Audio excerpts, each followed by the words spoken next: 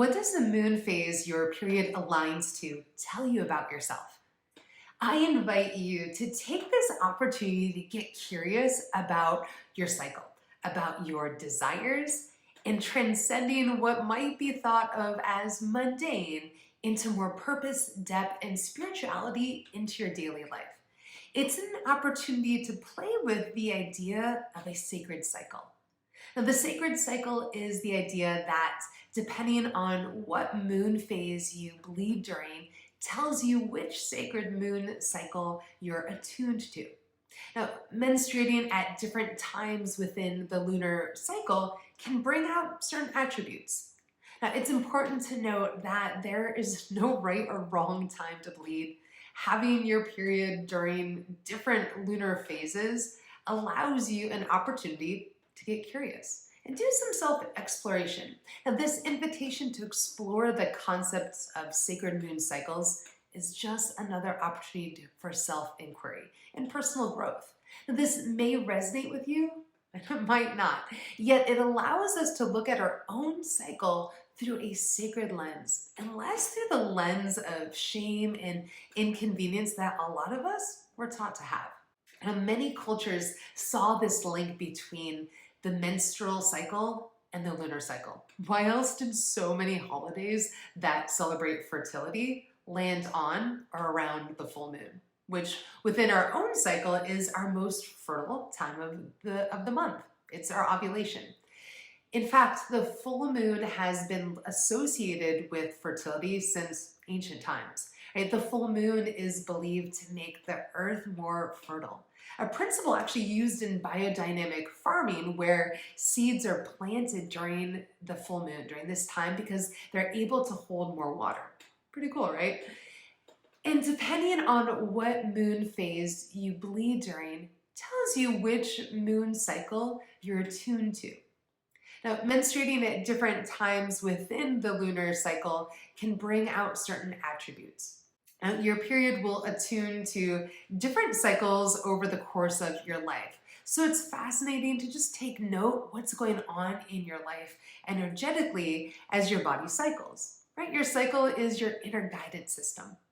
Now, here are the 4 different sacred cycles and what attributes they hold for you to play with. Now, the first one, the white moon cycle. The white moon cycle is when you have your period with the new moon and ovulation with the full moon. This used to be the most common moon cycle and is traditionally linked to the mother phase of life.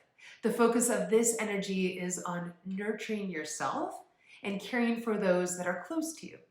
And with the full moon thought to enhance the fertility of the earth, when you're aligned with the full moon during ovulation, this fertile energy is thought to be magnified, and it's an especially good time for creativity. Now, because menstruation is happening when it's the new moon and the moon is no longer visible, it's a prime time to go inward and for introspection, to replenish your own emotional, mental, and spiritual energies. Now, the second sacred cycle is the pink moon cycle. This is when your period is during the waxing moon phase and you ovulate during the waning moon phase. This represents a time of transition in your life, specifically one of expansion. You're shifting from darkness to light. This might be a time in your life where you are shifting from a quieter time in life to a more outward expressiveness. Perhaps you're stepping into roles that have you more visible. Now, the third sacred cycle is the red moon cycle. This is when your period is during the full moon and you ovulate during the new moon.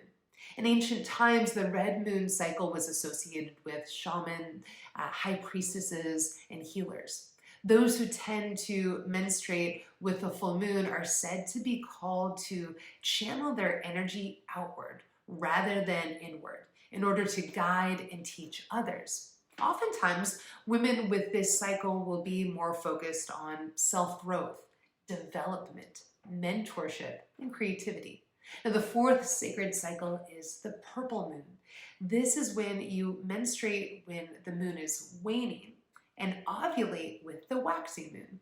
This is also a transitional phase, but in the opposite direction, going from light to dark. So this may be an indication that rest and reflection are needed and necessary. This can mean that you're shifting from a more outward time of your life to a quieter time. Perhaps you just need more rest. And these are all just ideas to explore and work with if it feels good in your body to do so.